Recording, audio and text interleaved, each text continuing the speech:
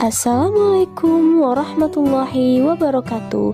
Sobat Lutfi Info dimanapun berada, welcome to my channel YouTube Lutfi Info, YouTuber santai yang membuatnya terlelap hingga tertidur. Gerakannya seperti badai yang membuatnya terkejut hingga terbangun dari tidur. Salam takdim untuk semua. Ya, assalamualaikum warahmatullahi wabarakatuh. Alhamdulillahirrabbilalamin. Bersyukur kepada Allah. Allahumma sholli ala Sayyidina Muhammad. Bersolawat kepada Nabi Agung Nabi besar Muhammad sallallahu alaihi wasallam. Alhamdulillah, berjumpa lagi di channel YouTube Lutfi Info dan YouTuber siapapun yang berani mengungkap kebenaran bukan pembenaran. Alhamdulillah, di pagi hari ini marhabannya Ramadan, puasa yang dua kali ini. Mudah-mudahan ibadah puasa kita diterima oleh Allah Subhanahu wa taala, dan ibadah-ibadah apapun yang kita lakukan, wajib maupun sunnah di dalam bulan suci Ramadan ini Allah terima, Allah lipat gandakan. Amin ya rabbal alamin. Alhamdulillah, hari ini hari Sabtu, tepatnya tanggal 25 Maret 2023. Afwan nih teman-teman, Lutfi Info lagi berkendara ini karena sibuknya di jalan gitu teman-teman semua. Sempat berapa hari yang lalu Lutfi Info berada di Bondowoso. Ini alhamdulillah baru bisa santai di Malang ini. Jadi sempat berapa hari yang lalu Gus Nur itu dan Pak Bambang Tri dituntut. Ini khususnya kita ke Gus Nur, dituntut 10 tahun penjara. Astagfirullahaladzim. Melebihi koruptor, melebihi kasus-kasus yang besar yang banyak itu sampai saat ini belum terungkap. Contoh para penista agama seperti Abu Janda, Denny Siregar, Ade Armando, banyak para penista agama. Sampai-sampai Ade Armando kan pernah waktu itu ditetapkan sebagai tersangka. Tapi kenapa kok sampai saat ini belum ada tindak tegas atau memberikan efek jerah? Setidaknya ya ditangkap lah gitu kan. Tapi tidak ada. Ada apa? Kenapa kok Gus Nur? Memang beliau selalu oposisi, selalu mengkritik kebijakan yang menurut tidak sesuai. Apalagi intinya mengkritik. Gus Nur ini sayang. Bukan mengkritiknya Gus Nur ini justru benci, tidak. Justru Gus Nur sangat peduli dengan negara yang kita cintai ini, Republik Indonesia ini. Dakwah sosial beliau Masya Allah luar biasa. Coba dilihat video-video sebelumnya beliau di channel YouTube beliau. Banyak dakwah-dakwah beliau, dakwah sosial, kepedulian umat, banyak. Jadi Gus Nur ini sangat dibutuhkan umat gitu, menambah manfaat untuk umat. Beda dengan Ade Armando dan kawan-kawan Abu Janda, justru membuat efek efek samping ini ya, ibarat obat ini penyakitnya gitu kan. Tapi kenapa kok Gus Nur bisa sampai 10 tahun itu kan dituntut? Ya mudah-mudahan jaksa-jaksa ini, kalau nanti saya tampilkan di sini kan ada 3 orang jaksa yang menuntut Gus Nur. Mudah-mudahan Allah bukakan pintu hatinya, segera taubat. Kalau nggak taubat, kita lihat. Jangan main-main dengan mubahalah. Jangan main-main.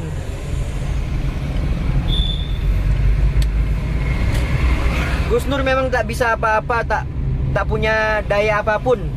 Akan tetapi orang yang menzolimi Gus Nur, yang berbuat yang senonoh dengan Gus Nur, yang menzolimin terang-terangan kepada Gus Nur tidak bisa membalasnya di dunia, tapi Gus Nur malah membalasnya dengan sujud.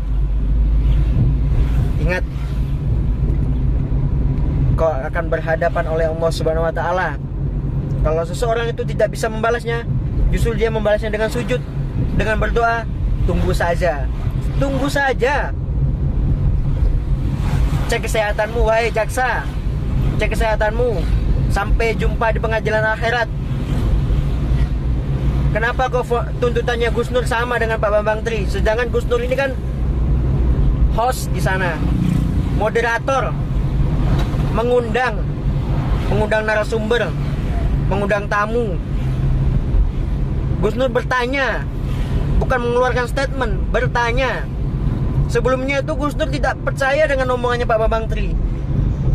Setelah Pak Bambang Tri bermubahalah, itu baru Gus Nur meyakinkan kepada dirinya percaya dengan omongan Pak Bambang Tri karena ada Al-Quran di sana. Kita wajib percaya dengan Al-Quran, bukan percaya dengan Pak Bambang Tri, nggak boleh. Kita percaya kepada siapapun nggak boleh. Kita harus percaya dengan Al-Quran karena itu bermubahalah kan, gitu. Nanti akan saya tampilkan statement atau tanggapan daripada Gus Nur di selanjutnya video ini.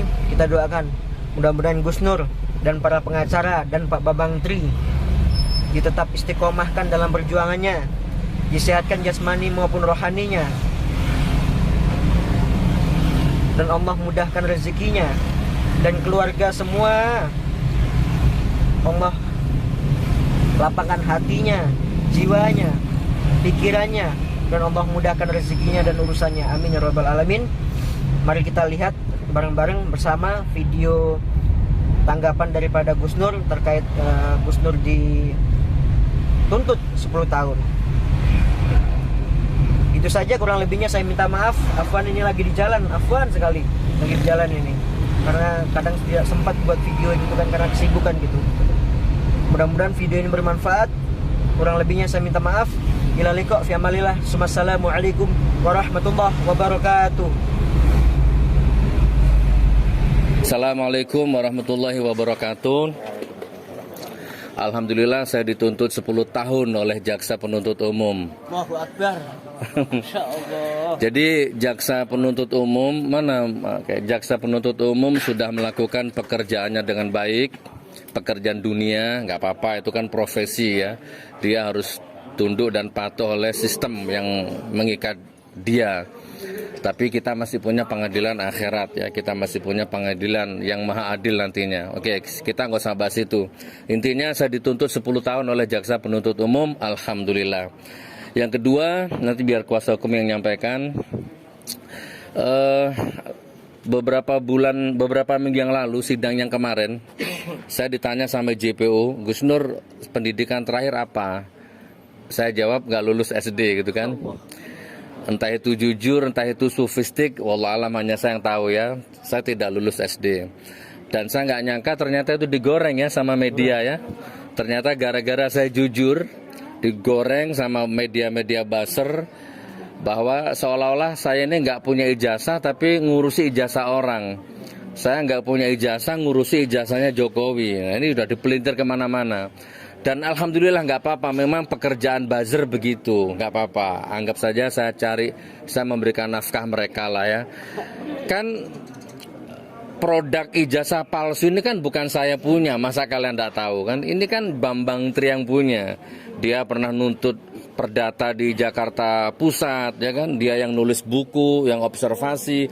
Saya kan hanya seorang YouTuber yang ngundang narasumbernya, kan hanya itu intinya. Dan di persidangan juga begitu alur ceritanya. Tapi ternyata tuntutannya sama ini dengan Bambang ini. Tapi intinya ingin saya sampaikan kepada Anda, saudaraku, saya ini bukan pejabat, walaupun saya nggak punya ijazah, walaupun saya nggak tamat, nggak akan ngancam negara, ya, nggak akan ngancam kedaulatan negara. Tidak akan ada satupun rakyat yang terancam masa depannya, perutnya, dapurnya, SPP anaknya gara-gara saya nggak punya ijazah. Dan insya Allah walaupun saya nggak punya ijazah, saya berusaha maksimal bermanfaat untuk rakyat Indonesia. Amin. Itu yang ingin saya sampaikan. Jadi intinya, saya dituntut 10 tahun. Tinggal kita minta sama Allah bagaimana Allah nanti memutuskan lewat tangan hakim. Ada yang menarik teman-teman tadi, jaksa penuntut umum tadi menyampaikan kalau ijazahnya Pak Jokowi ini palsu, kenapa lawan-lawan politiknya dulu nggak mempermasalahkan? Itu menarik bagi saya itu. Ya begitulah dunia politik. Yang dulu lawan-lawan politiknya Pak Jokowi sudah jadi menteri semua, kaya raya semua, dapat jabatan semua, ya kan? begitulah politik. Jadi itu nggak bisa dijadikan rujukan ya. Dan sekarang ketika politik sudah berubah, dekati pemilu sudah mulai ada yang meninggalkan, kan begitu politik. Oke, saya nggak usah bahas yang terlalu panjang. Yang kedua, menarik juga tadi yang jadi rujukan adalah ahli bahasa Pak Duta siapa? Bahari. Duta Bahari. Pak Andika Duta Bahari. Tapi alhamdulillah Pak Andika Duta Bahari ini juga pernah jadi saksi yang memberatkan Habib Bahar di Bandung. Tapi Allah berkehendak lain, Habib Bahar bisa bebas. Gitu ya teman-teman ya. Intinya saya hanya YouTuber yang ngundang Bambang Tri. Poin pertama. Dan saya bukan yang pertama. Sebelum saya ngundang Bambang Tri sudah viral duluan di depan wartawan begini. Sudah banyak YouTuber yang upload. Harusnya kalau hukum ditegakkan, sebelum saya undang, sudah terjadi itu proses hukum sebenarnya. Nah baru saya. Semuanya Allah yang berkehendak. Barakallah. Cukup ya? Coba kuasa teman. Mungkin lanjutannya. Ya Selasa kita ketemu di Pledo nanti. Di Pledo kan masih ada satu hak saya itu Pledo. Nanti kita sampaikan semuanya di situ insya Allah. Ada yang mau disampaikan? Pak kuasa hukum mungkin terkait dengan Pledo nanti. Tadi disampaikan jaksa penuntut umum bahwa tuntutan terhadap Gus Nur ini adalah 10 tahun. Sama dengan Bambang Tri. Yang kita ketahui mungkin teman-teman media juga kurang meliput, yang kurang exposure terhadap Gus Nur, bahwa beliau ini adalah seorang ulama. Entah terserah mau ngomong lulusan SD atau apa yang sekarang digoreng, tapi beliau ini dengan uang sendiri punya yang namanya pesantren di Poso, Palu, di Palu. Dan beliau ini dalam membiayai pondok tersebut itu jelas pakai uang pribadi. Yang pertama saya sampaikan bahwa dari persidangan tadi, dari tuntutan 10 tahun jelas kita sangat keberatan dan itu tidak adil. Kita flashback sebentar ke belakang. Saya bertanya kepada Gus Nur di persidangan juga, apakah Gus Nur dendam dengan Pak Jokowi? Jawabnya adalah tidak, sama sekali tidak dendam dengan Pak Jokowi. Tidak punya alasan apapun. Gus Nur ini hanya warga biasa, warga yang ingin kritik pemerintahnya karena dirasa di masyarakat hukum belum tegak sepenuhnya. Seperti yang kita ketahui sekarang, banyak orang-orang menyelewengkan jabatan dan lain sebagainya. Narkoba masih merajalela karena apa? Karena seperti itu. Ini adalah cuman kritikan dari seorang warga biasa yang kebetulan adalah memposisikan diri sebagai oposisi. Tentunya dengan pemberitaan seperti itu, Gus Nur melakukan mubahalah dengan Bambang Tri karena isu ijazah palsu dan lain sebagainya. Ini adalah kritikan terhadap pemerintah. Masa sih Indonesia, negara sebesar ini, kita tidak khawatir dengan administrasi yang begitu buruknya di negara kita. Gus Nur menyampaikannya adalah di YouTube. Jaksa penuntut umum menuntut bahwa Gus Nur ini menyebarkan keonaran. Keonaran yang mana yang disebarkan? Keonaran menurut Undang-Undang Nomor 1 Tahun 46 itu adalah keonaran pada waktu itu, pada waktu setelah kemerdekaan. Bukan keonaran seperti media sosial. Media sosial seperti teman-teman wartawan semua ketahui bahwa komentar dan lain sebagainya itu tidak real, tidak secara fisik. Jadi itu hanya di media sosial. Bukan terjadi keonaran betul-betul di masyarakat. Itu satu. Yang kedua, Gus Nur ini adalah seorang ulama yang sangat mencintai agamanya. Tapi kebetulan beliau ini adalah seorang oposisi. Apakah pantas beliau dengan melakukan mubahalah seperti itu dituduhkan sebagai seorang penista agama? Oke. Saya tanya seperti itu kepada teman-teman wartawan di sini supaya masyarakat paham bahwa seorang yang mencintai agamanya dituduh sebagai penista agama. Bagaimana dengan penista-penista agama yang betul-betul melakukan penistaan agama? Banyak, dan itu tidak diproses. Mohon maaf. Itu juga sebuah kritikan. Oke. Seperti itu. Mungkin teman-teman ada yang mau nambahkan? Saya closing ya. Sebentar, saya closing ya. Mumpung ada media ini. Saya closing ya. Kemarin ada demo apa itu yang ada posternya Sri Mulyani sama Pak Luhut dan itu kan itu juga demo besar-besaran itu nggak diproses ya. Sekarang saya dapat berita ada Gus Fuad Pleret itu juga lagi onar tuh nggak diproses. Kidung sunyiku lebih merdu daripada kumandang adzanmu. Allahu Akbar. Itu juga nggak diproses. Itu penista agama itu. Teroris punya agama dan agamanya Islam. Dan sudah dilaporkan, nggak diproses, Abu Janda ya. Kemudian Allah itu bukan orang Arab, jadi ngaji itu nggak usah lah pakai langgam Jawa, hip hop apa boleh. Itu sudah dilaporkan dan jadi tersangka, tapi sampai sekarang nggak ditangkap, Ade Armando.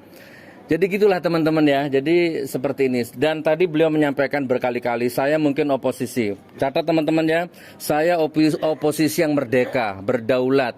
Saya belum disogok dan gak mau disogok oleh siapapun. Baik dulu sebelum pemilu sampai pasca pemilu sampai detik ini. Saya belum makan uangnya Prabowo sepeser pun. Gak makan uangnya Sandiaga Uno sepeser pun, catat. Gak makan uangnya siapapun politikus, enggak. Besarnya 100.000, kecilnya 1.000, enggak. Artinya sama sekali. Jadi saya ini walaupun disebut oposisi, tapi saya bukan penjilat. Saya oposisi yang merdeka. Kan boleh ya. Karena saya juga cinta negeri ini. Insya Allah begitu. Assalamualaikum warahmatullahi wabarakatuh. Waalaikumsalam warahmatullahi wabarakatuh.